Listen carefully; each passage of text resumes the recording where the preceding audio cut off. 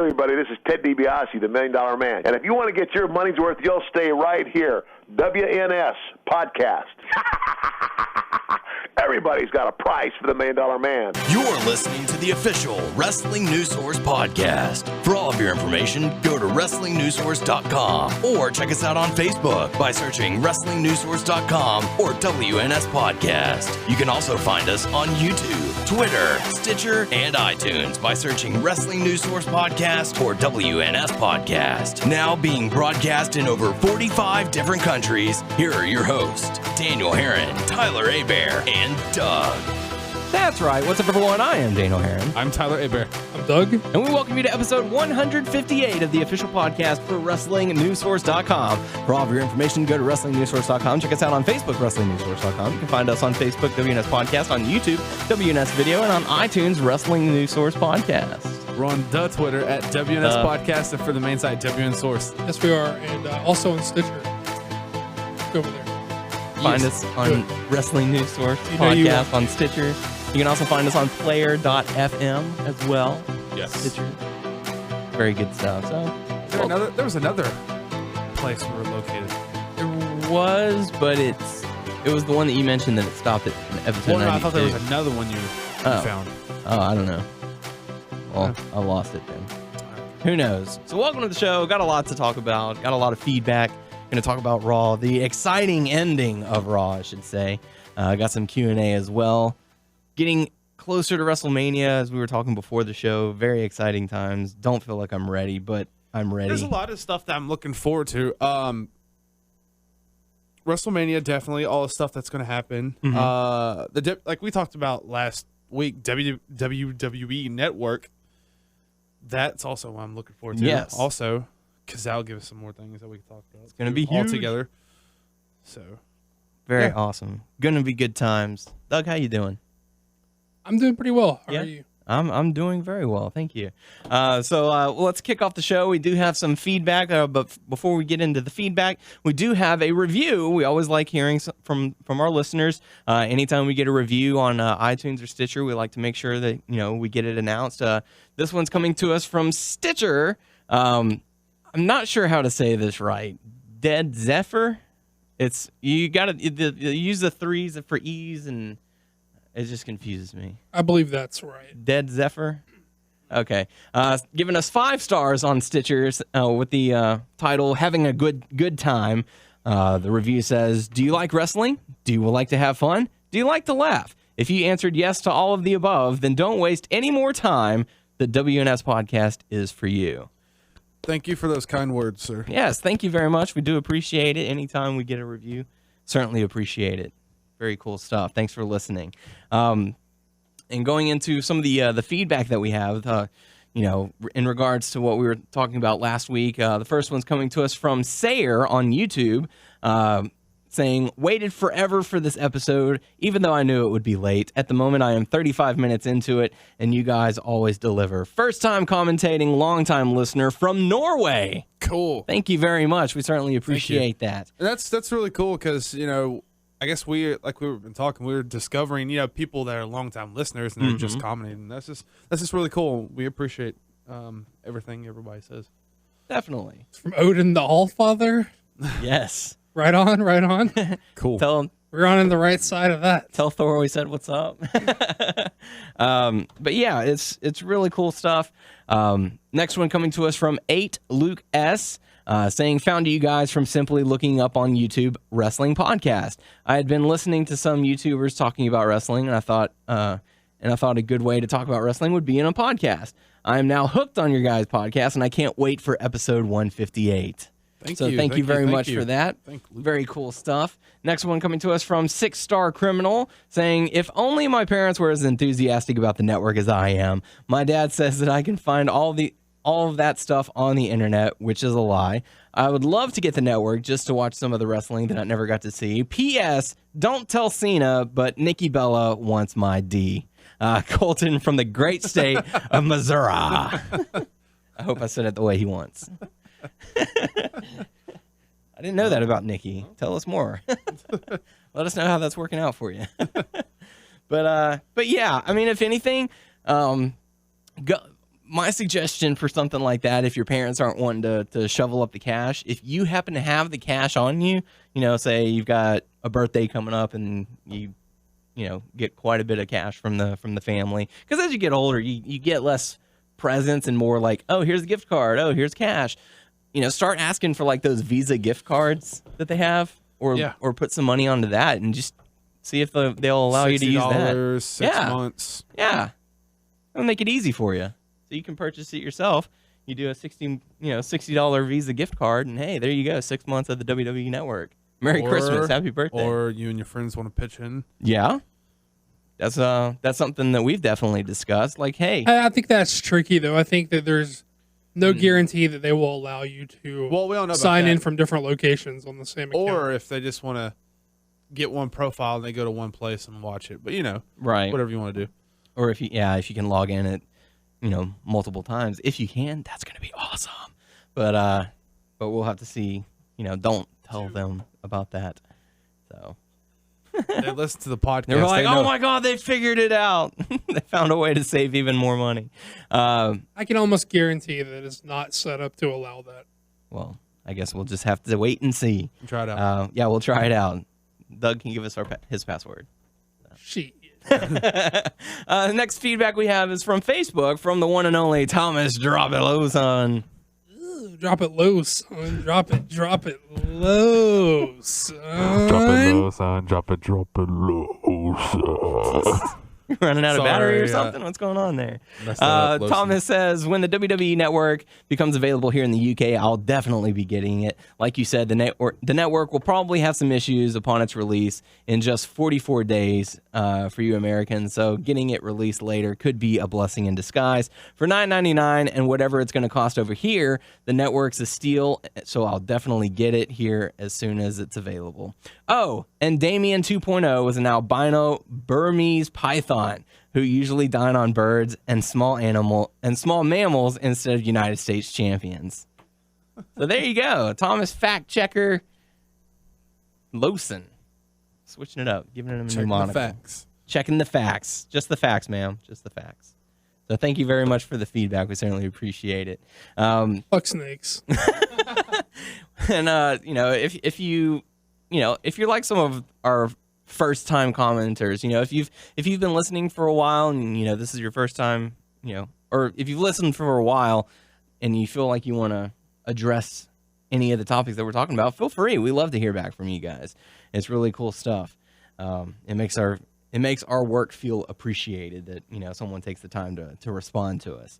But going on into what happened on Raw, we kicked things off with the anticipated, hyped up match. Daniel Bryan and Bray Wyatt teaming up to go up against the Usos. This was, I felt like this Raw was very well done. It focused around wrestling and progressing storylines. So I felt like they did a very good job this episode around. It wasn't a whole lot of nonsense. It wasn't a whole lot of goofing off, which they'll tend to do. Sometimes they'll have a serious episode. Sometimes they'll have, a more entertaining episode, I guess. But the Usos end up getting the victory via disqualification after Luke Harper and Eric Rowan decided to intervene because it looked like, Bray and Daniel were going to pick up the loss. So they decided to hop in there. But what did you guys think about the matchup? It was a little short. Yeah, well, it certainly wasn't much of a match. I mean, I had my problems with it, but I don't know that you can comment on this out of context of the rest of the night. Right. Or at least the main event. So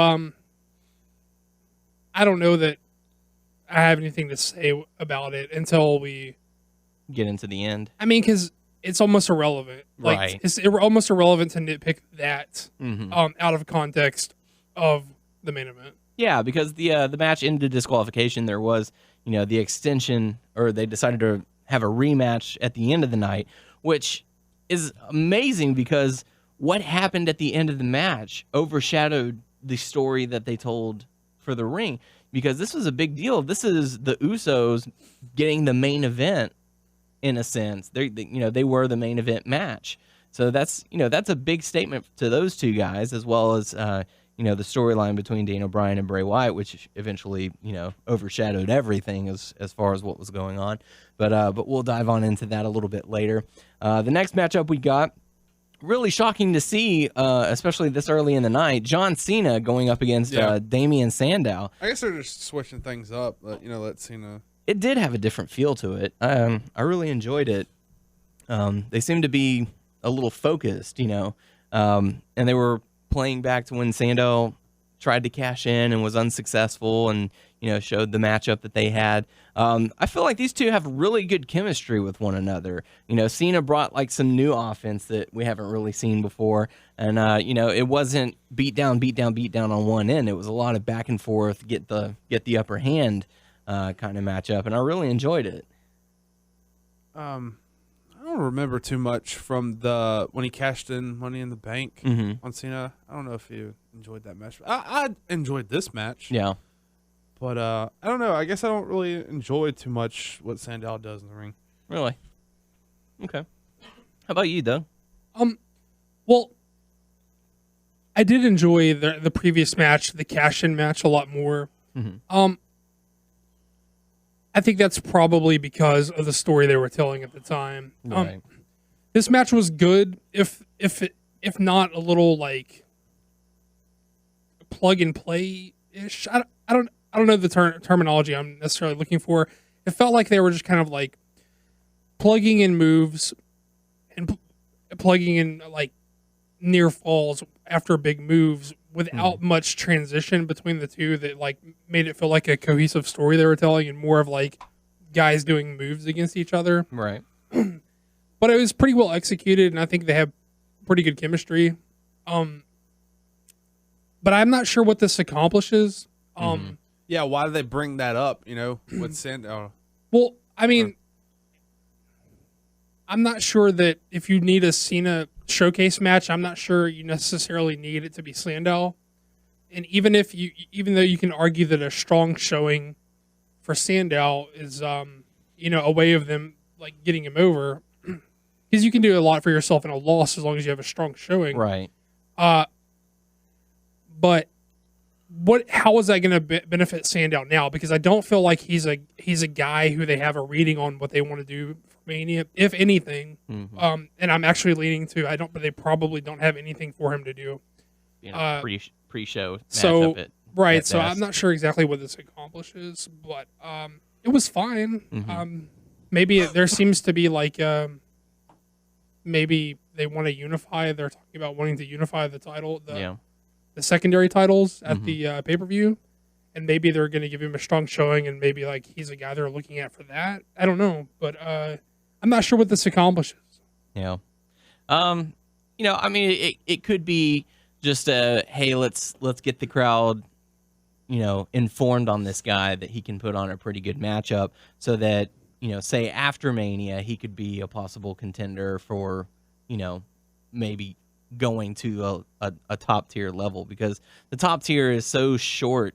The list of guys who are in that level are so short that they need to start building, some of the bigger guys. That's why I'm saying, like, I'm not sure what this accomplishes, because are you going to remember this match after WrestleMania? We're gearing up for a lot of big shit. Right. What kind of cachet is this particular match going to have post-Mania? And why not wait till post-Mania to have it, if that's... Well, I mean, look at how they highlighted the matchup before it got started. They were saying, last October they put on one heck of a match. And so, they could say, well, he's capable of pushing Cena to a limit. Something like that. How often have they shown competence to make a connection like that? Not enough. You have, I mean, I'm not trying to discredit your opinion. I'm just saying, like, do you have confidence that that's a change they're going to make going forward and continue to make this point? No, but I mean, it's always a possibility that something like that could happen. Maybe they could be taking a step like that to try and build him, give him a little more focus, so that he could be the top mid card guy or bottom main guy. I don't know. I'm not saying that he's not a guy they should focus on. I'm not saying he's a guy who's undeserving of a little shine. I'm saying this is a weird spot on the card at a weird time of the year. Yeah. And I'm not sure what that accomplishes, if anything. Mm-hmm. It was, I don't know, maybe it was just a showing, sort of how Randy Orton got one of the top mid-card guys in Kofi Kingston for his matchup. Cena got, a good mid-card guy for his matchup to lead up to Rumble to showcase what they can do. And, Sandow is, in a sense, similar to Randy Orton in that he's a tall, kind of, muscular guy. So, I don't know. Maybe that's what they were going for. They were just saying, let's put these guys up against each other so that Cena can show what he's got. Fair enough. Okay. So, but Cena does end up defeating Damian Sandow. Pretty enjoyable matchup. Next up, we got to see Big Show going up against Jack Swagger. This is a very short matchup. Big Show just having his way with Jack Swagger.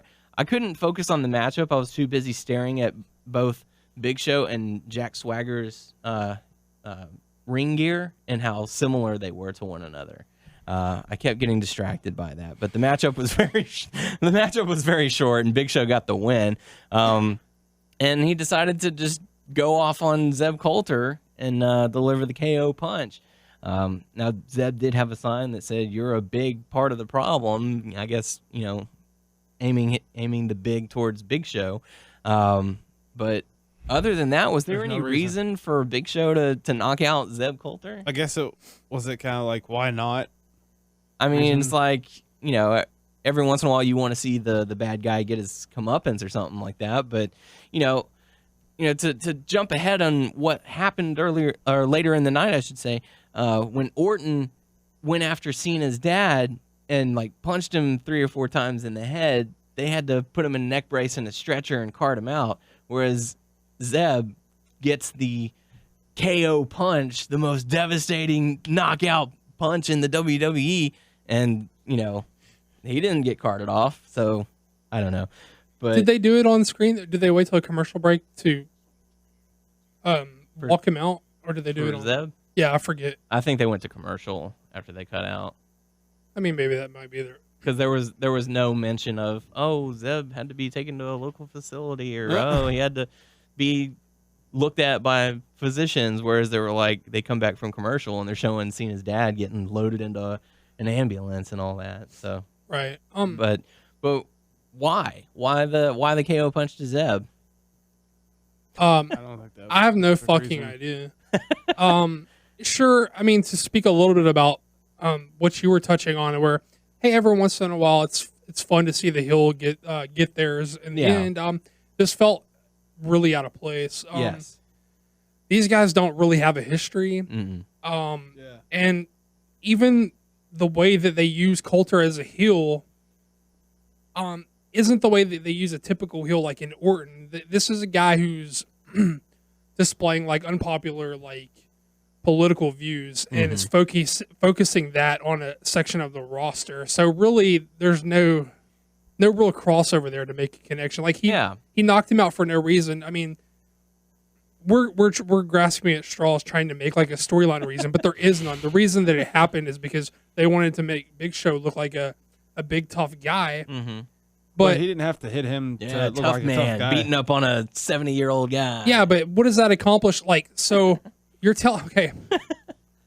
Brock Lesnar beats the fuck out of Mark Henry 2 weeks in a row, and your retaliation to show him that you're on his level is to knock out Zeb Coulter. That really Brock Lesnar's fucking scared now, right? Shaking in his boots. And they don't even play the angle that Zeb is an ex-wrestler. That's not something that they play on. So they were even playing up like, why is he doing this? He's a grandfather. He's right. He's a war hero. You can't even try to save it by saying they play it up as he's a tough old man who's an ex-wrestler. They're just like, he's just an old guy who has an unpopular opinion, and then he just knocked him out for no fucking reason. I mean, unless there was something that happened between the commercials whenever they were coming out, like if Zeb directed a message towards Big Show, like on the mic, that maybe could justify it, but the audience, or only the audience or those who were using the second screen on the app, which by the way, the app got like hardly any mentions on Raw because they were focusing on the network. Anyways, but unless you were either in attendance or watching on the second screen thing, we don't know what happened. So as far as we know, this was an unprovoked attack on Zeb Coulter. Face move. Yeah. Mr. Leaky fucking Faucet's Big Show cries his eyes out at the fucking drop of a dime any other time is going to do the old wind-up windmill punch on some old man. Hey, at least he didn't want to knock I out hope he fucking Dusty. cried about it on the way home. At least he was very hesitant to do it to Dusty Rhodes. So, To speak a little bit about, you touched on the app and the app not getting the mention that it normally does. I mean, I think it's only right that we put our foots in our mouth and take back all the negative things we said about them plugging the app relentlessly. I mean, I think it's very clear now. I mean, I take it back. Makes sense. I mean, you feel like we discussed. Unless there was something that we missed. No. I feel like they were laying the pipework. That was the ground floor for the network. No, because the network's going to be on the app. You can get to the app. They were making sure they're making sure that network can reach as much of their audience as possible, and they took a long and tedious time to do it. But God damn it, I have that app on my phone, and I mean, I may not use it, but no, ready. Legitimate points. I do not have a Roku player. Mm-hmm. I do not have an Apple TV. Mm-hmm. I'm a guy who I have a desktop now, but there was a period about 2.5 years that I didn't have a desktop. Mm-hmm. But you know what I had the whole fucking time? A smartphone. Yeah. The whole fucking time. And they pushed that down everyone's throat, and people probably downloaded it even though they bitched about it. And the whole fucking time they were just laying the groundwork for the network. So I mean, I got to give it up to them. It was smart. I take it back. They were smart to do it. They knew exactly what the fuck they were doing. All that shit that everyone talked and made fun of them. And oh, we get it, blah, blah, blah. Oh, we get it. Everybody put your fucking foot in your mouth. You know exactly why they did it now. No, because I may be mistaken, but my understanding is that you can get the network through the app. You can. Right. And even if you can't, it's on mobile devices. Yeah. So they know. So even though I don't have a streaming player like a Roku or an Apple, even though I don't have a smart TV, even though there was a period of my time in recent history that I didn't have a desktop, I had a smartphone that whole fucking time. And frankly, I understand there is a segment of the population who don't have smartphones, but honestly, for the most part, who the fuck doesn't have a smartphone? So they're guaranteeing that everybody in their fucking audience has access to that fucking network. I think I used the app more than y'all. Or I don't even have the app. I watched the videos. I'm just saying, okay, I know. Point taken. They played it well. They made sure everybody in their fucking audience knows of that. It's basically, if you didn't have a reason to download it before, here's one now. Well, even okay, and I don't want to come off disparaging, but we've talked about this in the past about how a large portion of the wrestling audience is not exactly quick whips. A lot of these people aren't up to speed, Right. But they made sure everybody who knew that they had that device that they can get access to it. Mm-hmm. And even if it's not that specifically, they educated a whole portion of their audience who may have not known otherwise to look out for that kind of stuff and to be ready for that kind of change. Because let's be honest, this is the most important thing that's happened in the pro wrestling industry since Monday Night Raw. This is ground change. This is the most important thing that has happened in entertainment since TiVo. This is the way entertainment's going. Yeah. They're just ahead of the curve. Yeah. And a lot of times they aren't ahead of the curve. And it's one of those things where for the past 5-6 years, everyone's been talking about, man, Vince is starting to slip. He's starting to lose his mind, and then he comes out with this, and it's boom. Motherfuckers were on point. Yep. Take it back. It's WrestleMania all over again. The very first WrestleMania. We're all going to be looking back 20 years from now going, what a monumental change. No, but seriously, as much as we sat on here and bitched about the app, it makes pitch perfect sense why they did it. Yeah. And I mean, I don't know. There's a lot of now that last week we kind of reacted to news of the network as fans, as we basically were marking out for it because we just watched it and then we hit play and we started recording. And I mean, there's a lot of weird shit going on now where I guess it's, I'm not going to say it's shaky, but there's definitely some like forces at play. Like there are pay-per-view providers who are not happy about this. Yeah. And apparently, I'm glad you mentioned this because I'd forgotten to type this up on the discussion, and I'm glad you brought it up. but so I think DirecTV is like the people who have been named specifically, but I'm sure across the board, pay-per-view providers are not happy about this. Right. Because as far as now, I've been listening to people talk about it who understand this much better than I do, and by that I mean the business end, buy rates and ratings, and why that's important and why that matters. Like, I don't necessarily know that I understand that as much as some of these people do, but from what I gather, this is the kind of shit that's going on. And so basically, the pay-per-view providers have like a 50-50 cut with the WWE over the pay-per-view, and in their contract, the WWE is not allowed to undercut them and sell it somewhere else. Meaning they can't. Wow. That's why even if you were going to stream it from the app or from WWE's on, you still have to pay full price. And people were like, "That's bullshit. Why am I paying full price? I'll just order it on the thing," because legally they aren't allowed to. So there's a lot of question of, is this a breach of contract with the pay-per-view providers? So that's weird and shaky. And maybe it's something as like the WWE can like work out some kind of financial deal where they're kicking it back if they are in breach of it. Right. I'm not. You don't think that they will go back on their word after they announce that, huh? When it comes to pay-per-views, like, I think Vince will poke his chest out and do whatever he can fucking get away with. Well, here's the thing. He's got millions of people on his side. All he's gonna do is say, "What would you rather pay? $55 a month or $10 a month?" Boom. Well, that's okay. We are three guys who share a pay-per-view every month. Yeah. He's assuming that every customer that he has, he's essentially assuring that they buy 2 pay-per-views a year themselves. Yeah. How many people do you know outside of us that buy 2 pay-per-views a year? A majority of them purchase like WrestleMania. But how many people do you know in general? Not a whole lot. He's assuring that everybody buys 2 pay-per-views a year. Yeah. Dude, that's $60. That's. I mean, the other thing, he's got millions of people on his side, but he's also got millions of people against him because also the way I understand it is that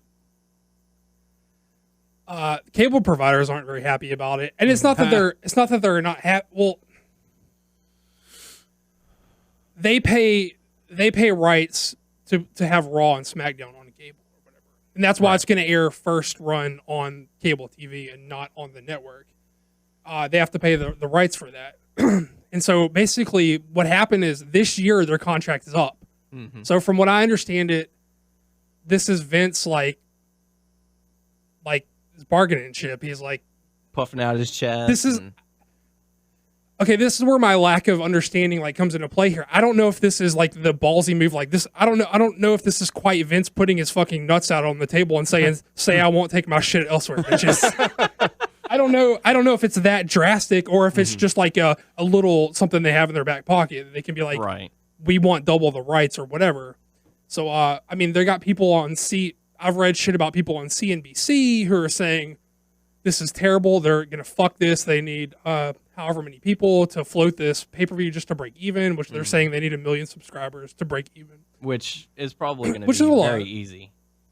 I think it's doable, but I don't think it's like as much as like considered done. Well, once it becomes available to the whole world, because at first I was thinking, like that, like 1 million, that's quite a bit to download that. But you have however many people who have already downloaded the app, so to say. Say that's like 1.5 million. Just throwing a number out there in the United States, or however they do it. You're going to have old wrestling fans who don't keep up with the product. They're going to be coming back just to watch some of the older stuff. You're hoping they are. Well, I would assume you're going to get some of them, but you can't be assured. Yeah. You're hoping. I would say at least even 5% of the old people, the older fans who used to watch. So you're going to have them come back. They're going to give you some cash. Just because it's like, oh, it's like Netflix. Oh, it's like Hulu. It's just here's $10 and I can watch whatever I want. But then once it goes worldwide, you have over 100 million people watching your product all over the world, to get 1 million, I don't think will be too difficult. Well, see, and I think is CNBC are the people that are named specifically that are like laying down the gauntlet, saying, "Hey, these guys are fucking up. This is a terrible move. They're going to fail." And I'm not so sure that I understand it well enough that I can laugh at it like Tyler did. I mean, I have a lot of you out. I mean, I have a lot of faith in Vince and as a guy who's going to be able to get by. Like, I don't see this as the end of the Fed by any means. Yeah. Mm-hmm. But I mean, but also like, okay, the more I read and the more I try to understand, because again, the actual business side is not one that I have great comprehension of. But apparently, CNBC is owned by NBC Universal, who owns the USA Network and Sci-Fi. So actually, that's their bargaining chips. Like they're talking to investors like, this is terrible. These guys are going to fail. Mm-hmm. So it's basically like Vince is putting his nuts on the table, and like, you know, the other guys are saying, we've got the fucking axe, we're going to cut them off. Like, I don't know. I mean, maybe it's not that ballsy of a move, and maybe I'm like overdrawing because my lack of comprehension of how this actually works. But that's just like what I understand of it. Because their highest rated, the shows that they make money off of are the ones that go to other networks because they have to pay the royalties on them. Yeah. Like I hear a lot about like, that's why Total Divas is on another network because it's actually good, and that's why Legends House is going to be on the network because it's probably going to suck. Because if you have a show that's any good, someone else is going to pay you to have it on their channel. Right. And then if not, it's filler entertainment for their network. Yeah. If it were any good, it would have come out, 2011 when the original network was planned, and it would have been on like VH1 or something like that. Well, basically, if your show's good, someone's going to pay you to air it. But if it's on the network, it's probably not very good because no one wanted to buy it. Right. But you also have to think Raw and SmackDown are like the highest rated shows on their respective networks. So I would think, but not to cut you off, but just real quick, I think they're the some of the best programming to have outside of the NFL. I think like NFL is like tops, and then I think you go to Raw, right? Right. And for them to be for it to be that big, I think it would be foolish to take that away from everyone and just say, "Oh, you can only watch it on the app." Like, I feel, it would be a smart move for them to say, "Well, if you want to watch it, you have to download the network or whatever. You have to get an account." But that's not what they want. They just want higher royalties. They don't want to take it. They don't want to take it off cable. They just want. This is their posturing for them to pay them more to keep it on. Yeah. I wonder what I wonder why they're getting all mad. Maybe there's something I don't understand. Because they don't want to pay more for the programming. Well, but like they said, they're not going to show when Raw when it comes on. They're going to have it on the network, and then the replays are going to be. I mean, it's going to be on. Okay, did I say network? The Raw is going to be on USA, and then the replays are going to be on the network. If they just keep it like that, because USA doesn't show replays. They have that AM Raw like Saturday at like it's like 1 an in the hour. morning. Where they condense it all out. Yeah. So I mean, if they stick to like that, 2 matches. They still get that business. So why, unless things change? But it's going to be the thing of, will Vince and them say, "Well, if you want us to stay on your network, we want more money." Yeah, I know So that would be the thing. And if anything, they would probably just say, "Okay, we'll call our buddies from TNN. We'll buy out TNA and go over to Spike." Well, okay, or even ESPN if they were interested. I can't. Well, I don't think they could. That would never happen. They couldn't during get football season. They couldn't get ESPN. I think go that's to out Fox of the league. Sports or something. But they have all the UFC shit. That's true. But okay, so this I guess I hate to break Raw in half like this, but we're already on this train, so we might as well stay on it. But so that leads to another question. Okay, so what happens if pay-per-view is not a viable market anymore? Because what's on pay-per-view? You got porn, you got boxing, you got MMA, and you got pro wrestling. Nobody else uses pay-per-view except for those guys. Yeah. You got porn, boxing, MMA, and pro wrestling. I mean, serious. What else is on pay-per-view? Maybe some movies. Right. About it. But that's basically an on-demand type. Yeah. At least now it is. So if pay-per-view just goes away, if it collapses in on itself, how does that change the product? It becomes now. You're saying you pay they're shopping this around as you're paying $10 for this network and you're getting the pay-per-views for free. Mm-hmm. So does that take away the specialness of the importance of the pay-per-views, and it becomes basically now you're a TV product and your pay-per-views are selling your network and your pay-per-views are selling your TV, and your pay-per-views aren't what they used to be? Do you see that as a possibility where the pay-per-views don't mean what they once did? And they already kind of don't. Yeah. In a lot of ways. Especially with people streaming it and all that now. I mean, strictly content-wise. I mean, like, your TV's not selling your pay-per-view. Your pay-per-view is selling your TV. Mm-hmm. So it's basically you're flipping the model. Yeah. I mean, do you see that as a possibility, and is that a negative thing to you to change the product in that way? Because in a lot of ways, we don't really pay off on pay-per-view the way that we used to. Right. But to completely, it would be like a Saturday Night's Main Event or something if they flipped the script, right? Mm-hmm. And then it would be like you're just selling back to Raw. Because Raw's your big moneymaker, because Raw's what you're getting rights for off the network. So do you see that as a possibility of the business flipping that way, and what are your thoughts on that? Yeah, it definitely could be something like that because, honestly, they're going to be giving out WrestleMania as the first big pay-per-view on the network. I think they're going to see some of the lowest buy rates for WrestleMania that they've ever seen. There's still going to be those people who are like, no, I'm gonna watch it here. Yeah. But odds are people are going to find someone who has the network, or they're going to get it themselves and they're going to watch it right there. It's going to be $10, and they're that in itself is a deal. Or $60, which is the price of the pay-per-view if you wanted to watch it.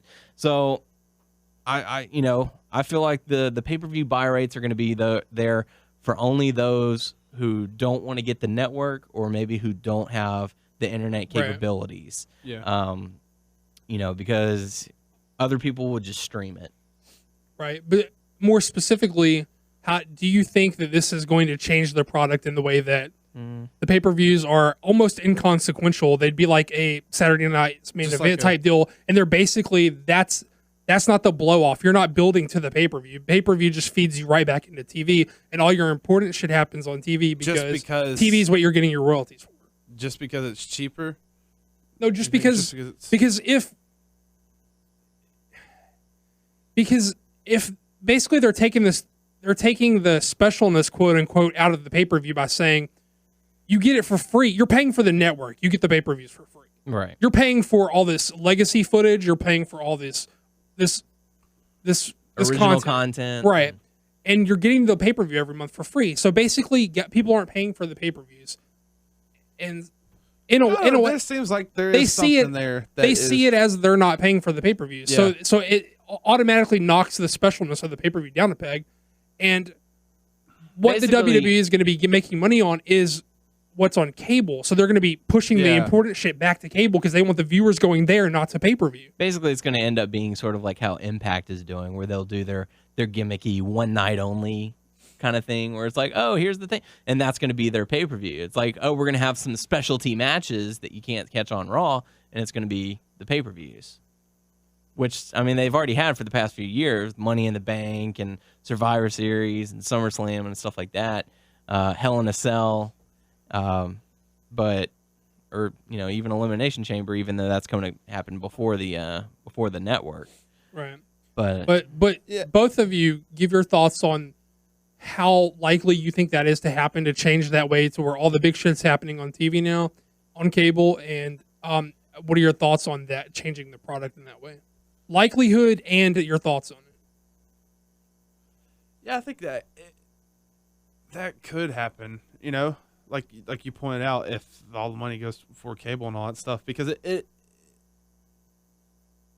it's weird. It's going to be weird to, like, you have the network and then you're watching a pay-per-view and, like, you pretty much get it for free. So I don't know. There's like that feeling there. Mm-hmm. Do you feel, as your personal opinion, do you feel good about it? Or you feel bad about it?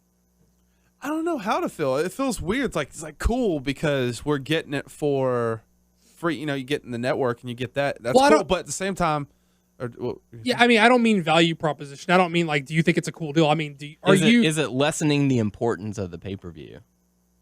There's a part of me that feels like it is. But are you okay with that? Because it feels like it feels like we're changing the industry in more ways than one. Yeah. I don't know. I'm gonna have to. I Are you kind of feel comfortable like with that?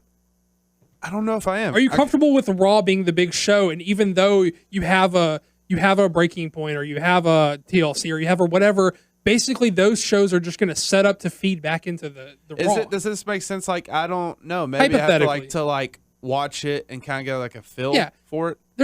I'm not saying this is going to be happening. I'm saying a lot of people feel like this is a possibility. Mm-hmm. That'll be weird. It's gonna be kind of weird. Like, I'm gonna have to get a feel for it though. You know? Yeah, I mean, I could see it happening. I could, I can sort of see that switch a little bit of importance going back, to TV. But I just remember like being a kid, and before TV had 300 and 800 channels or whatever, having to go to channel 99, and you would just listen to it, and the picture would be blurred, and every once in a while you'd get kind of a still picture so you could watch the pay-per-view, and it was before the internet, so that was the only way that we knew what was going on during the pay-per-view if you did not order it. It's a rite of passage. Yes, and and if you missed it that night, you tuned in Monday, and they would show the crowd, and then they'd get on the microphone, ladies and gentlemen, you're still champion. You're like, oh my God, he retained it. I don't know. I think the importance of a pay-per-view is still a big deal.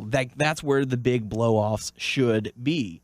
But if you have to think money-wise, then you got to go with where the viewers are going to be at their most. With advertising and all that. So, I work in radio, so I know the importance of advertising. That's what keeps us going.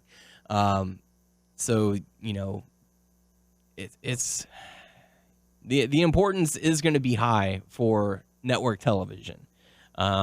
Whereas until that goes away. Yeah. As a whole, I mean, not just that. They're not their specific deal until everyone goes to this like a la carte type services, then that's going to be important. Yeah.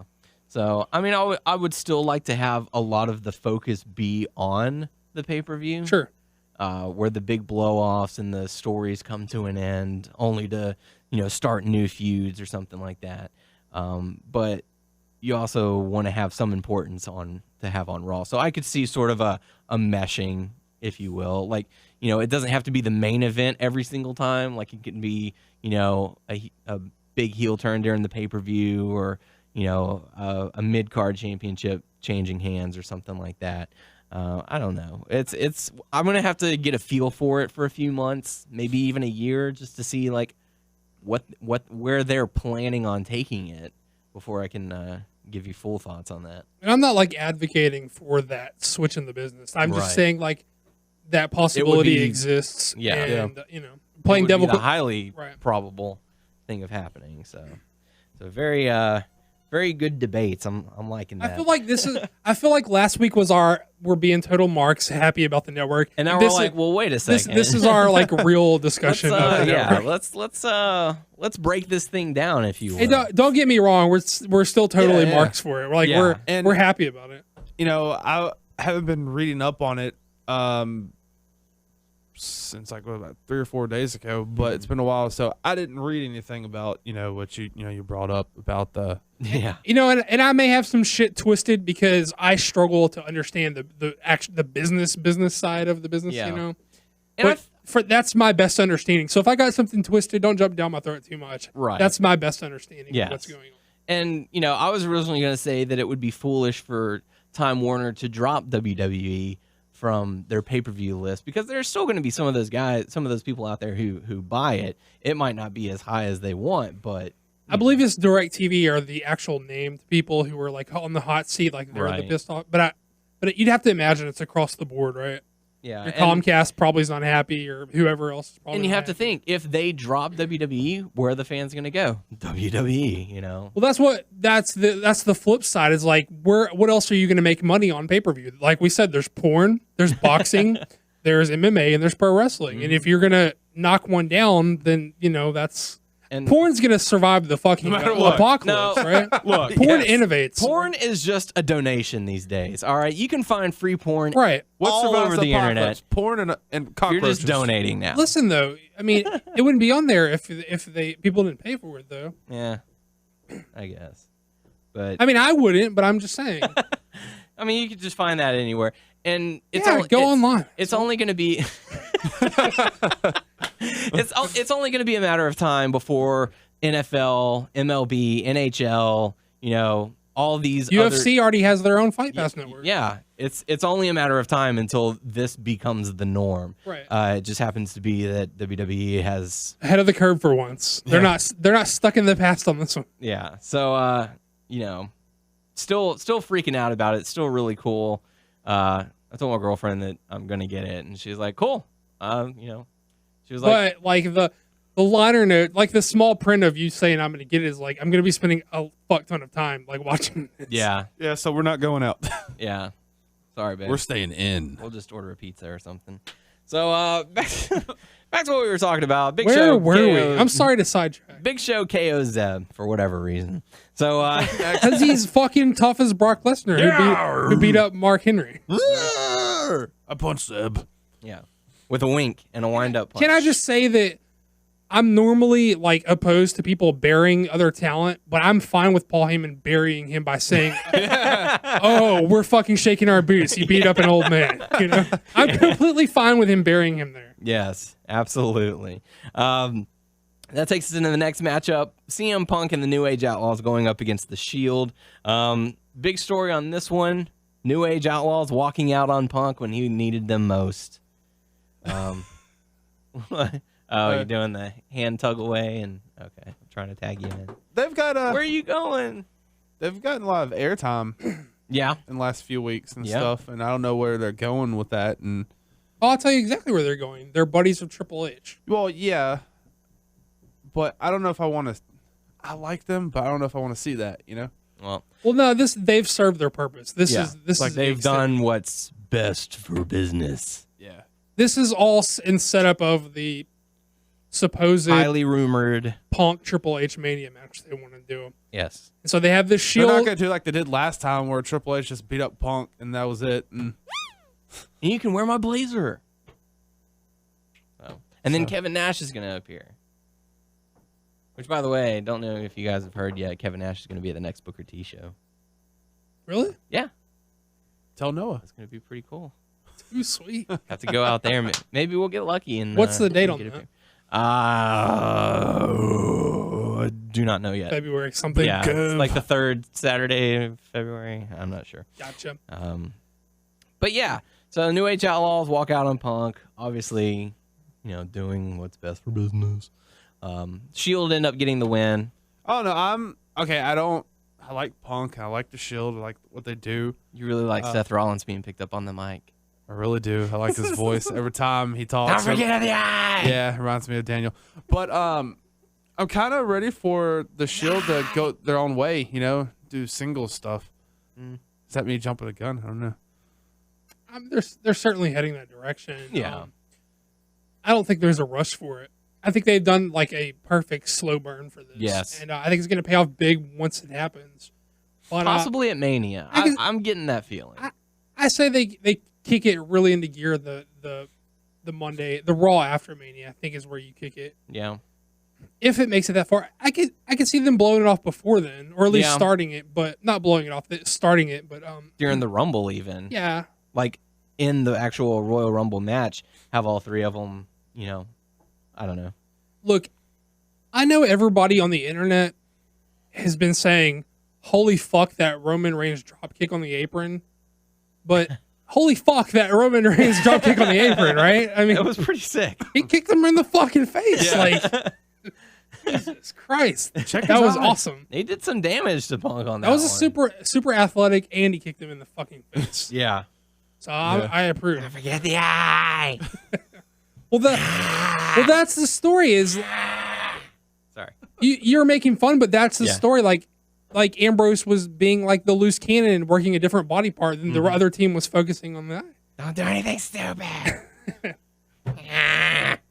Every time I hear him, I think of you. It just happens. I don't know. It's just one of those I just things. laugh too. I'm like, Yep. I need to get past that, but I can't. Look, I find like okay, I did not see the New Age Outlaws like splitting on him Right. coming. yeah, I didn't see. Same with me. I was like, oh my God, you know. It made sense when they did it. I was like, Yes. oh, they're Triple H's boys. But I think, even though I didn't see it coming, I think the real big story here is the way that the Fed has been so comfortable using those guys that they see as names from the past is healing out like the new guys. Like New Age Outlaws are healing on Punk. They let HBK of all fucking people heal on Daniel Yes. Bryan. I was like, that's fucking big doing. That's a real like sea change right there, right? Yeah.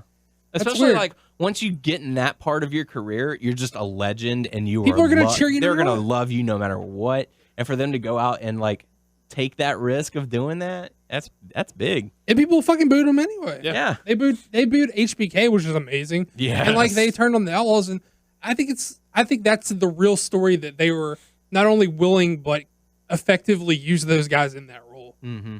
It's weird. There's like a real sea change happening here, folks. This is like changing. The past is the past is not wanting to go. We will not go quietly into the night. So No, they're letting the past go for once. They're like Yeah. they don't feel the need to keep those I guys think in they're that gonna light. have something where it's gonna be like CM Punk versus Road Dogg or CM Punk versus Billy Gunn. Nah, you don't need it's that. the trips. It's Punk and trips. Yeah, because they had it in the backstage segment where he's like, dude, if Triple H wants to hide behind his boys, he doesn't have to. Just come and tell me to my face. So it wasn't even, I'm mad at the New Age Outlaws. I don't It's- even like you, Kane. Yeah. So. And Kane was like, well, you can get your revenge by being in the Rumble and main eventing WrestleMania. Ha ha ha ha ha. So there you go. Next matchup, we got to see AJ and Tamina going up against the Funkadactyls. This was a very short matchup. Naomi got no ring time whatsoever, except towards the end after the matchup itself, where she made the save from the attack of AJ and Tamina. She with a big booty. She Yeah. hit her with the big booty. She is very athletic, and you know, it kind of leads the question: is she possibly the next contender for the Divas title? Because other than that, they have no storyline for the Divas title right now. Well, they didn't debut, but they showed Emma in the crowd, so I bet Yeah. they do. I bet they do AJ Emma at WrestleMania. Mm. They'll probably do one of the Funkadactyls versus AJ for this pay per view, and then they'll Yeah. go into debuting Emma. I bet that's what they're gonna do. Cool. I haven't gotten to see NXT any, so I don't know anything about Emma. She good? I mean, I haven't seen enough to make like a real like value call on her. Like I'm like she's good enough or she's not good enough. But you know, I watched a We'll little see. bit of NXT. I saw the match Summer Rae versus Bailey. Summer Rae is entertaining. she's got all the dance like Yeah. move offense. I like when people wrestle to their gimmick. Like Yeah. Nice. So, but AJ and Tamina do end up defeating the Funkadactyls. So yeah, there you go. Next up, we got to see the first inductee for the WWE Hall of Fame, and none other than the Ultimate Warrior. Do your impression. no, I threw my neck out doing that once. Never been the same since. Hogan. You Hulk Hogan here at WrestleMania. Yeah. So congrats to Ultimate Warrior. There you go. I saw a funny comment that it was like, just goes to show that anyone can be inducted into the Hall of Fame, even someone whose first DVD out from the company that's inducting him was a nothing but a 2-hour bash on him. So so if you haven't seen the self-destruction of the Ultimate Warrior, definitely check it out, because that's They were busting on him all night on commentary. So, I don't know. I've pretty much just learned to tune out most of the commentary throughout Yeah, the night. So I whoever don't said even that hear they'll let anyone Hall of Fame. I think there's one person they'll never put in the Hall of Fame. Well, yeah. And So everybody knows. we don't even have to say it. We all know who it is. But Ernest the Cat Miller. you got it. No. Anyways. So, anyways, we got to see Paul Heyman backstage cutting a promo, like Doug mentioned earlier. Just feel like, oh, We're just kidding, Ernest. Come on the show, buddy. Yes, we can't wait to have you. But Paul Heyman very unimpressed with the performance from Big Show. You know, You good? All right. Next up, we got to see Kofi Kingston going up against Randy Orton. I felt like this match was very drawn out. It was a very long matchup. Throughout most of the match, Kofi was just getting his ass handed to him, but he would kick out. Like, I felt like that was the story that they're telling. Oh, he's resilient. Oh, he can't be put away. And Randy's just getting cocky now. He knows that he can put him away at any moment, but he's choosing not to, and it ended up costing him. So, well, my thing was when he went to Kane to complain about his mistreatment, Kane was like, okay, well, I'm going to let you take it out on Kofi Kingston. He was like, hey, no fucking problem. yeah. And I was like, way to fucking bury the guy, all right? Sure, I'm cool with that. I can do that. No worries. Where's the authority? Brock Lesnar, he's gunning for me, and Batista's coming back, and he's like, And I need fight protection. Cena. I need to have protection. Well, don't worry. You were first in Kofi tonight. I got that. Oh, yeah, I got that. Yeah. So he totally buried him. So I thought the story was like his overconfidence is what led to his downfall. Mm-hmm. But again, I feel exactly. What does this accomplish? Was it an Orton showcase match? Because it went way too fucking long to be an Orton showcase match. And, Yeah. And what does this do for Kofi if you don't follow up on it? They're not gonna Now follow he up. needs a I feel like- championship match. He's pinned the champion. I feel like they're not going to follow up on. I feel like they're not. Why don't they just give a race car to Randy Orton and he can like Just about destroy to it or say that. something? What they're gonna do is next week on Raw, Triple H and Stephanie are gonna apologize for not being here for him. So they're gonna give him a sports car, and then later in the night, Kofi Kingston's gonna find some paint and a crowbar, and he's just gonna go hellwire on it. But seriously, what's the point of giving Kofi the ups there? I mean, There is just a you have to follow I up feel on like it to they mean do that anything. to him like every now and then. They just Yeah. do it to him and then they just, boop. it's Hey, just do that. Then you can fight the Miz for a while. yeah, but it's one of those things. It's not there to promote Kofi. It's there to say Randy Orton,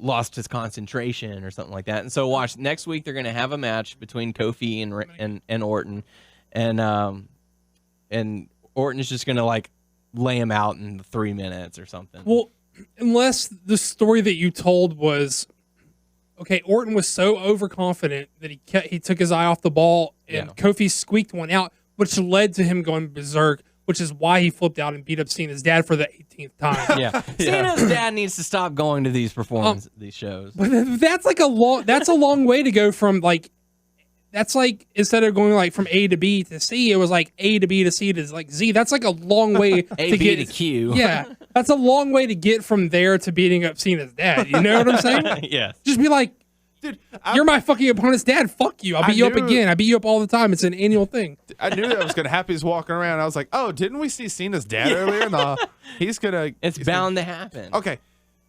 Isn't Cena's dad like a manager in the indies too? Yeah. Why something don't like they that. just bring him in the WWE to make him a manager for something? So they don't want to. They don't want to. They want. I don't know. It seems like they've been wanting to get rid of managers, with the exception of like Paul Heyman. So I don't know, but Zeb. then Zeb as well. Good point. But I don't know.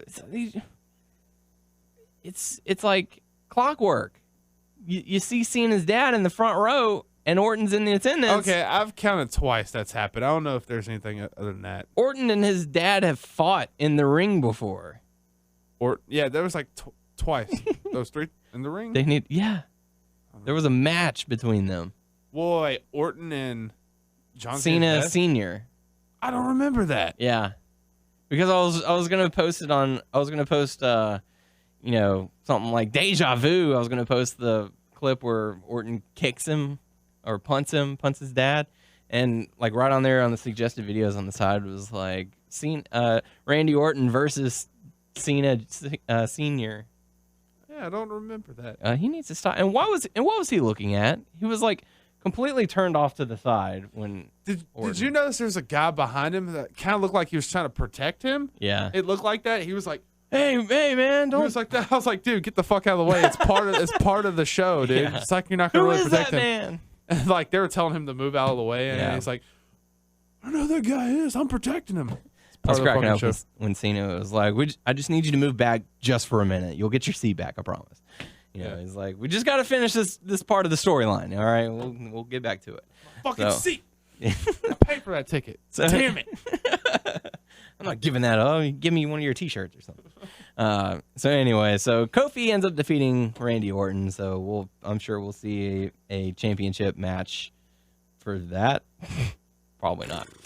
Next up, we got to see Goldust and Cody Rhodes going up against Ryback. So what's the thing that was going on the internet that he went on a rant on Twitter and Yeah. then people said he got released, or he said he got released? He said he got released. What the fuck? He was posting all sorts of random tweets out there and just really random stuff. He was firing back at fans, and I don't know. Ryback has had a very odd personality change here recently, and it's very strange. I don't quite understand it. I don't know where they're going with him. I feel bad for him. He loses again as Cody and Goldust pick up Big the win. dominant guy who's been losing. And Yeah. So whatever steam he had, he is completely if lost. they don't give you another chance, he's gonna be fucking released. Yeah. Well, no, I don't feel that because he's still in the spotlight, so to say. You know, he's still getting airtime. So that's an important thing, but Baby. Drinking my water. but the Where'd you get Snickers? there's They vending put the machine. machine back in there. A vending machine. Yeah, It's not as stocked as the other one. What's No. in it? It's got like some chips, those and twisty like barbecue Fritos. yeah, those twisty kinds. They got Gordettos. They They have have Gordettos. Yeah. they have Nutrigrain like strawberry Nutrigrain bars. They have some like I have $1 in my truck. they have some off-brand fruit snacks and some Snickers and some Three Musketeers. It's been a while since I've been in there. Yeah. Well, maybe we'll have to make a stop there. We need furnished snacks at least. Yeah. This episode of the podcast brought to you by Nutrigrain. Sorry for getting off subject. So there you go. How about Frito-Lay? Frito-Lay, that'd be even better. Next matchup, we got to see Alberto Del Rio going up against Rey Mysterio for the 18th time. So, but Del Rio ends up getting the victory, a clean victory where, you know, he puts on the submission, and then he cuts a promo on Batista, saying how he's not afraid and all that. And apparently Batista is in a little bit of hot water with some of the folks in the back because, like the tweet that we mentioned last week where Batista's like, who the hell are you? You know, who the hell is this Del Rio guy? Basically saying, you know, you're a C player in a B team roster going after an A team guy or something like that. If there's a match between them, I would pick Del Rio over Batista. That's just me. Yeah, but maybe they can do a shoot match. We'll see. But but yeah, so Batista's apparently getting some backstage. They both have MMA backgrounds. Yeah, that's true. So bring back the Lions Den match. So Hey, don't hate. Ken Shamrock was the fucking shit in the Attitude Era. I love Ken Shamrock. I'm not hating. Yeah. I just finished disc 4 of that Raw 20th anniversary collection, and they have a couple Ken Shamrock matches on there. Nice. Yeah. Love Ken Shamrock. Punching himself in the face before he goes in the ring, losing his mind. You know, he's like Mike Tyson's bodyguard. No, he's 50 Cent's bodyguard. Yeah. Yeah. I was like, wait a minute. Mike Tyson doesn't need a bodyguard. What am I talking about? 50 Cent maybe. But yeah. So Mysterio, or Del Rio, I should say, ends up getting the victory over Rey Mysterio. Next up, we got to see a really cool promo that I really enjoyed. It was it featured the Usos, you know, and they had one side of the screen, then the other side of the screen. One of them you know. would say it in what language is that? What is that? Samoan, I'm guessing. Samoan? Yeah. Though that would make sense. But it was really cool. I really enjoyed the way that they did it. You know, having the split screens and stuff like that. Just a cool little note to have if you didn't get to catch Raw. But that takes us into the main event of Raw. The Usos going up against Daniel Bryan and Bray Wyatt inside a steel cage. So, you know, like I said, big news because the Usos get to main event a Monday Night Raw, which is really cool. The match itself I thought was pretty good. But just what happened after the match is completely overshadowing everything that happened. I liked it, and there's things I liked and things I didn't like. Mhm. Okay. You know, I think I liked where they were doing a little bit, but then I started to like whenever he got out of the at the end, Daniel Bryan got out of the Sister Abigail thing. I was like, he's gonna turn on him. I didn't like it because I was like, okay, they put him in that situation, then he gets out of it too quick, and I was like, so, like, You know why? is there setting up or Because they aborted the angle. That's not where they intended Yeah. for him to turn. They were like, oh, remember like when this happened? I was like, I don't know, guys. You're cutting the nuts off your like fireest, hottest like babyface act right now. And they were like, oh shit, he's losing some of his heat. And they were like, they saw all that shit that was all over the news with all the sports teams like going, yes, yes, yes, and all this shit. Yeah. We're like, you know what? Maybe we should give our like hottest act their fucking like act back. And they were like, okay, so I don't know that it came off like $1 million because the crowd didn't give a fuck about anything all night until that happened. Mm-hmm. And so it looked fucking awesome when they came alive for that. But I don't know if you give the Fed enough credit to realize, hey, this was a wrong decision. We shouldn't have done this, and we course corrected back to where we should be. I don't know if you give them credit for creating that moment. No. Because they're basically just being like, oh yeah, we shouldn't have done that. Let's get this kid his heat back because he's the hottest fucking thing that we have. Yeah. It was definitely a the sight end to part- behold. everyone going nuts. I love that, but like I got confused when they did that, and I was like, I mean, that's cool that they're doing that, but I was like, Because that's not where they were going to blow it up. Look, they weren't even. He turned on him within a pay-per-view cycle. Like that's not where they wanted that to go. Yeah. They were going to play that out. I agree with you. They shouldn't have even done that in the first place. You know, I don't see how you not.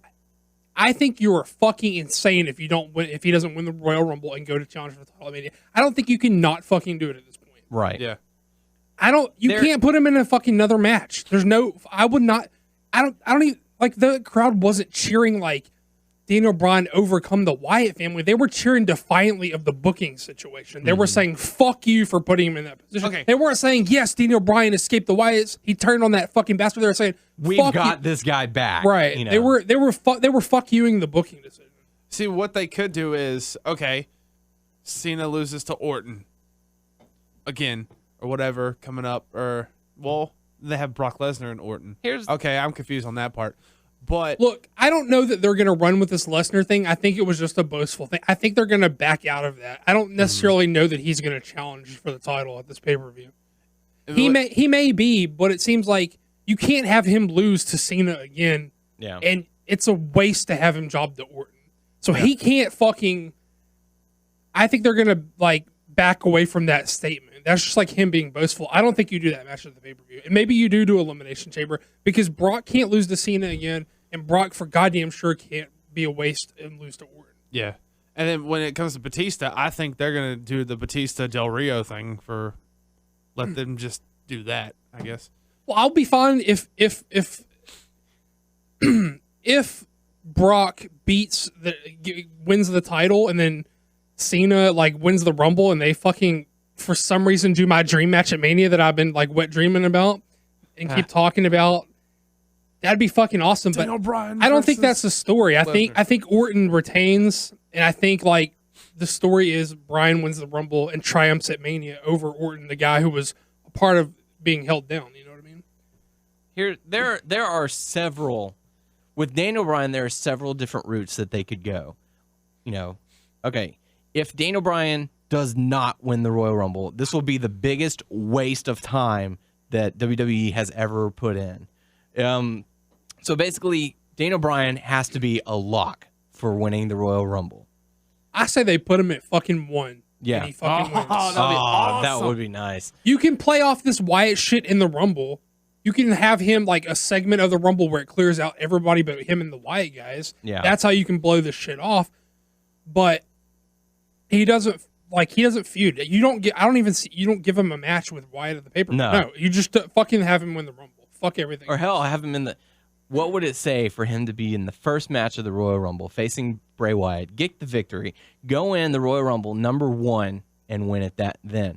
I know you wouldn't have to. You could have him be just number 1, and that in itself would speak legends. But for him to have already been in a match and then go on to be in an hour-long Royal Rumble, I think that's overkill. Yeah. I think you want Bryan in at number 1, and you have every fucking like quote unquote WWE guy you you tease every one of those motherfuckers throwing Bryan out, and Bryan triumphs over. Oh yeah. You give a segment of the Rumble where Bryan ups the whole Wyatt family clears the ring except for him and the Wyatts. You do that. You blow that off in the Rumble. You tease Batista. You tease Cena. I guess you can't do Cena, but you tease every like quote unquote WWE guy who could have been, a should have been, a would have been, a used to be. Yeah. You tease all those guys, toss in Bryan, but he gets over on all of them. I think that's what you fucking do. Yeah. But as far as the championship goes, there are, like I said, there are several different possibilities that would pay off immensely. You could have Daniel Bryan versus John Cena. We know what the kind of match that they've had in the past. We know what they're capable of doing. You could have, like you said, Daniel Bryan versus Randy Orton, the guy who, Randy Orton tries one more time to finally get that victory, but he just can't do it, proving that Daniel Bryan is better than him at WrestleMania, getting the crowd into the frenzy of yes. Hell, you could even have Randy Orton retain, go on, beat Brock Lesnar at Elimination Chamber. Or no, have Lesnar beat Orton at Elimination Chamber, go on to face Daniel Bryan at WrestleMania. Lesnar versus Bryan, ultimate big man, little man match for the title at Mania. You don't have to sell me. I've been. Yeah, it's just there are so many possibilities. I don't think they're going to do that though. No, they want to do Lesnar Taker. I mean, yeah, honestly, I see Lesnar. That's why Taker. I think they're going to back away from that. I'm the number one contender statement. I think they're Yeah. going to be like slowly backing away from that. Maybe even do Elimination Chamber for the right to face Taker at Mania. I can see that because that's the only possibility that I could see them doing with the Elimination Chamber listen, match. we knew all the supposed locks. We knew all the heavy favors, the heavy favored like WrestleMania match. We knew all the stuff that was supposedly penciled in. We knew they wanted to do Taker Lesnar. We knew they were kicking around doing Cena Wyatt. We knew we know they want to do. They apparently still want to do Punk Triple H. Yeah. So we know they're teasing teasing Cena and Wyatt. That was an idea kicked around. There's also kicking like Hogan's back. They just haven't announced him yet. They may want to do something with Hogan and Cena. Another thing, did you guys see Hogan? Cena's he had the underwear on, but I think all that just went up in the air. I think they just said, "Fuck, we gotta get this kid back on track. He's the hottest thing." I think they fucking have to do whatever they have to work around whatever matches they thought they had to get him from the Rumble to the main event. So, I mean, now that I feel like so much is up in the air and we don't know. So, from what we know now, make a call. Give me your 3 main events for Mania with the puzzle pieces in the places we have them now. Bryan and Orton for the WWE Championship, Lesnar and Taker for the streak. What was the other one that I had? I think they're gonna do Punk and Tripp, so I wouldn't count that. Because Triple H has to get himself there. The thing is, I have no clue what they would do with Batista. I think you got an out with Del Rio running his mouth, maybe. But to last that long, that's what I'm saying. Now until Mania, they wanted to do Batista Orton. Who'd you say? What they want? They to do promised for Cena? They were talking about doing the Wyatt thing. They were also talking about doing him and the Real Americans. Yeah, with Hogan in his corner. Oh, okay, that's what y'all were talking about. He'd have to carry the load for Hogan, but yeah. But I think they even said they promised Batista the title match at Mania, and that's part of why I said I don't give a fuck who you piss off. They probably offered him that when they still had 2 titles, because I heard that there was talk that the unification match was supposed to be at Mania, but they rushed it. I don't give a fuck who you piss off. I don't give a fuck who you have to like work around. I don't care what matches you thought were locked that you have to change. If you don't get Daniel Bryan in the fucking main event winning that title, you are fucking lost your mind. They do that because look what they've done to him. They teased him with the title, and then they took him out the whole thing, and then they give him stuff with the Wyatts, and then Isn't that fucking stupid? Anybody else, they would have killed his heat. Bryan's fucking Teflon. He's fucking bulletproof. He survived their bullshit. He's bulletproof. They've been afraid to give him the ball. That's what it is. Can you see their mindset is we got to have big guys. That's why they're bringing back Lesnar. That's why they're bringing back Batista. That's why they're bringing back these big guys. That's who they want. This stupid Daniel to be can the hang with champion. them. They can do that stuff. He's more popular than Batista too, and That doesn't matter for them. he that's can, what he can drives out me wrestle. I nuts. think he can out wrestle Batista. Yeah. Oh yeah. Definitely. No. Any match you put Daniel in, he is great at. I don't care what you have to do. If he's not in the main event at WrestleMania, I think it's a big drop. I think you're dropping the ball huge. Yeah. I think this was a wake up call, and they knew they fucked up, and they had to change it. Yeah. It kind of threw me off a little bit during the match whenever they panned to Bryan laying down and I could see the red boot. I was like, huh, he's got his. Well, he's been wearing the kick pads underneath it. I figured okay. that was just because he uses a lot of kicks, like his I figured they would have offensive made him strike like heavy. change it to like black kick pads or something like that. And I was like, interesting. But I didn't make anything of it. But the crowd went ballistic. I didn't see it coming. I didn't think it was going to happen because I was like, oh, well, they fucked up. They went with the wrong angle. There's no way they're going to pay it off right here. Like, Yeah. And sure enough, they fucking knew they fucked up. Here's my question though: is Kane his inside man because he's the one who set up the cage? He held the key. Maddox wasn't Maddox the one who set up the cage, and then he was like, "I'll do you one better. We'll put a padlock on it, and I'll be the only one with the key." So is Kane undercover for his Hell No brother? Yes, That'd be fucking awesome. Dr. Shelby works wonders. But yeah, I think Infiltrated the Authority and the Wyatt. Yeah. I think this may have been like Kane's one favor to Daniel Bryan. Everyone gets one or something like that. Kind of just, based on our history, I'm still, I don't really think they're going to pay it off like that. I just thought No. it was just a cool, like, little, if you've been following since then, it's like a cool, like, it's like, okay, they were in Yeah. a team together. It's like, Kane, you say. But now the question is, Raw, how do they address it? Will Daniel Bryan come out and say, I had to find a way to infiltrate and destroy within, and the cage was just my opportunity? Like I would have had to have wait longer for the chance to present itself, or I was gonna sit down, lay down, and take it, but now I'm not gonna take it. I think you play it off like he was smart enough to, like, infiltrate from the inside. I think you say, I've been chasing the title and I'm dealing with the Authority, and I couldn't continue to deal with those guys when I got the Wyatts also, like, attacking me. It's like I had to do something to get those guys off my back so that I could focus on the Authority. Yeah, and he did release a tweet earlier in the day. See if I can pull it up real quick, where he said, I sit humbled and in awe of people's reaction to last night. I can't bring down the machine on my own, but we can do it together. Yes, movement. So, maybe that's what it is. That's what it was. He was like, I'd rather have these people with me than to be with these people, being the Wyatts. So, who knows? But I think he comes out better if he planned it, because I feel like if he, Yes. I think it weakens. Not that it's gonna fuck with him, because it's the proof is in the pudding. He's fucking bulletproof, obviously, but I think it lessens him a little bit to be like, I gave in to a moment of weakness, and then I saw the error of my ways. I feel like he's got to be like, I planned that all along. yeah, it gave me chills listening to that crowd, and I've watched it 5 or 6 times since last night. And whenever he stands in that corner and he does the slow yes,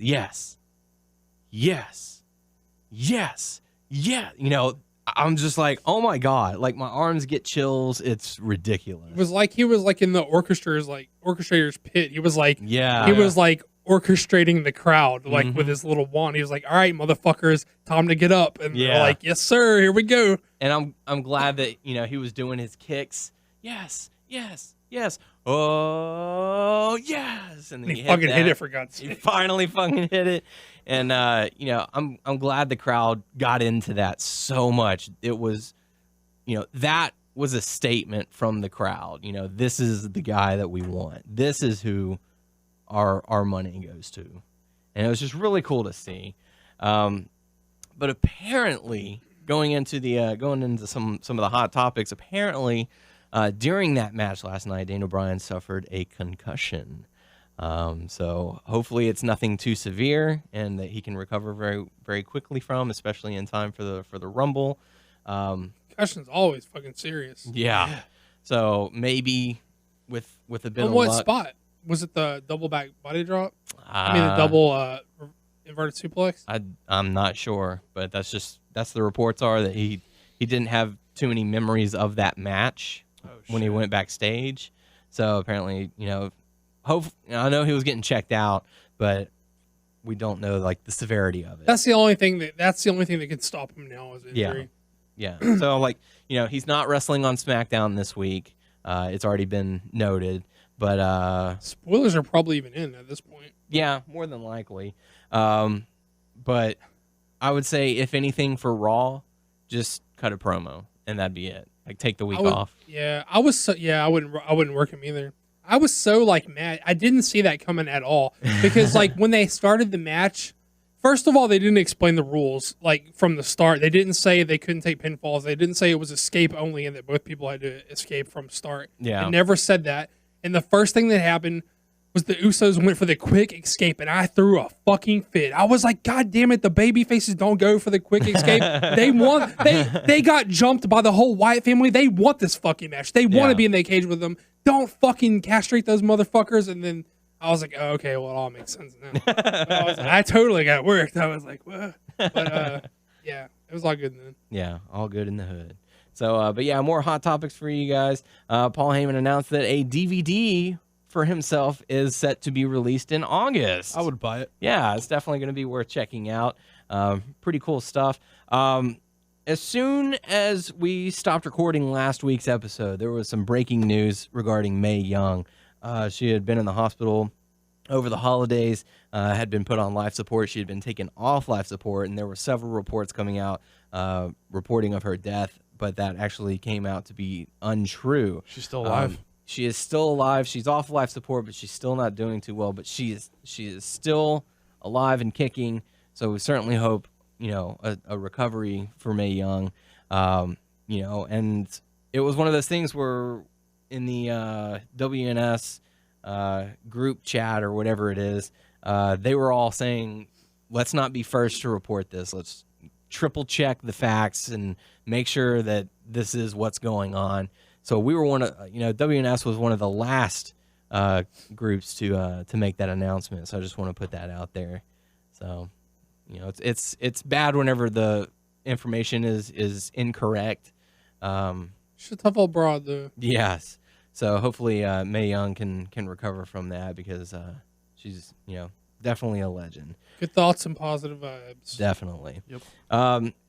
Going into some TNA news, Impact news, there are reports coming out that Dixie Carter apparently is not as approachable backstage as she once was. So that's not good news. Also, one of their house shows is being turned into a taping. So hopefully they have plenty of people in attendance for that. Otherwise, they'll have to use that same video clip of the or same everybody get on one side. Yeah, pretty much. Other Impact news, apparently it's being rumored that Jay Bradley and Wes Briscoe have been released from TNA. Their profile has been taken off the website. So, I don't know. It's tough to be in TNA right now. So, hopefully they can fix whatever needs to be fixed and provide some... Bandit ship. Pretty much. But time to go into the Q&A portion of the show. Your questions are answered. First question coming to us from Thomas Jarabeloson. Do it. Do it. I'm a Daniel. Drop it low, son. Drop it low, son. Saying a simpler question Sorry, this week, my lads. throat's fucked up. It's fine. We've been talking quite a bit.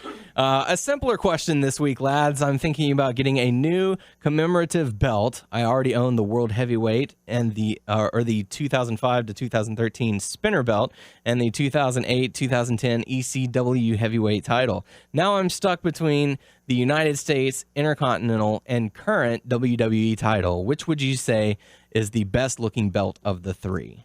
For my money, Intercontinental is the classiest looking belt out of those three. I'm same. Totally agree as that as well.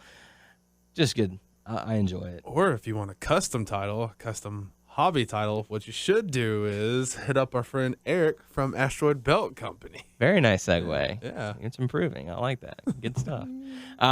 Also, if If any of y'all listened to last week's show and heard the Q&A from Thomas regarding the meat, he did provide an answer. I'm going to read it right now. Okay. I was going to say y'all can we go have there to because it's like it's a lot to read, so I'm glad fast. you're reading it. Here we go. Okay, so the story behind my one meat question. It all starts during the American Civil War. How Losa knows about fucking American Civil Wars, I don't know. I don't know shit about the American Civil War. People in other countries know more about our country than we know about our country. What the fuck? Losa knows a lot of shit about a lot of shit. He knows about snakes. He knows about wars. One smart guy there. Anyway, it all starts during the American Civil War as Kentuckian Abraham Lincoln, representing the Union, took on fellow Kentuckian Jefferson Davis, representing the Confederacy. As you can imagine, the state of Kentucky was split in support, with half of the nation following Jefferson, the other half Lincoln. Anyway, both... I'm not going to hit the continued. Sorry.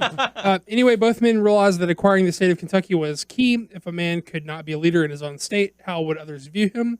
So during the Civil War, both men made pledges to Kentucky that they would give the people what they want most, and with one loud cry, the people wanted meat. It's fucking weird, right? We want meat. I want your source on this. Yeah, how do you know? They wanted meat already. Yeah. Wiki. But so it was up to both men to call for meat to be shipped from all over the nation to win the heart of their home state. Now we all know that Lincoln won the war, but the story of meat didn't end there. You see. After seeing how popular meat is, I feel so fucking weird saying this shit about meat. Meat. And how much a factor it can be in influencing people. A secret meeting was held this time, bringing together some of the most powerful world leaders in 1867. Now, what is none of this secret meeting is that after this meeting, a lot of places that didn't have a certain meat, example, deer meat. What is that, veal? Is that deer It's meat? deer.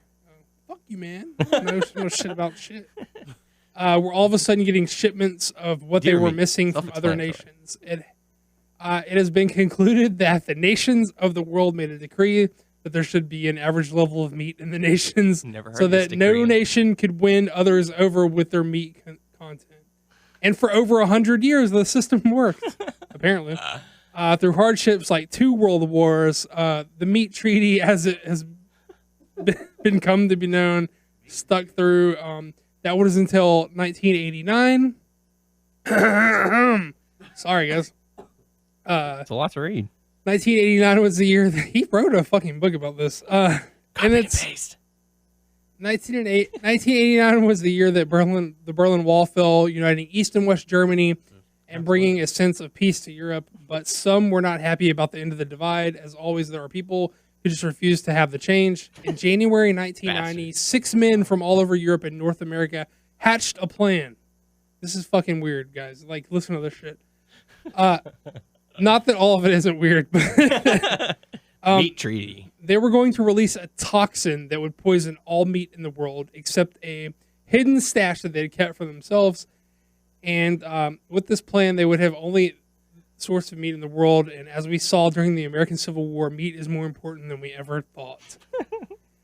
I hope Lawson's not kayfabing this because we have no fucking idea. He just made all this up. Yeah.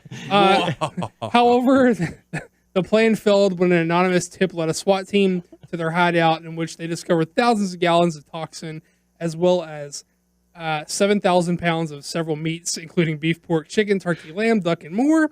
How long were they expecting this meat to last? And this, I know, right? Oh, refrigerators back then. And this is why I asked the question, to see what your thoughts were on the hypothetical scenario we may one day dread to find ourselves in.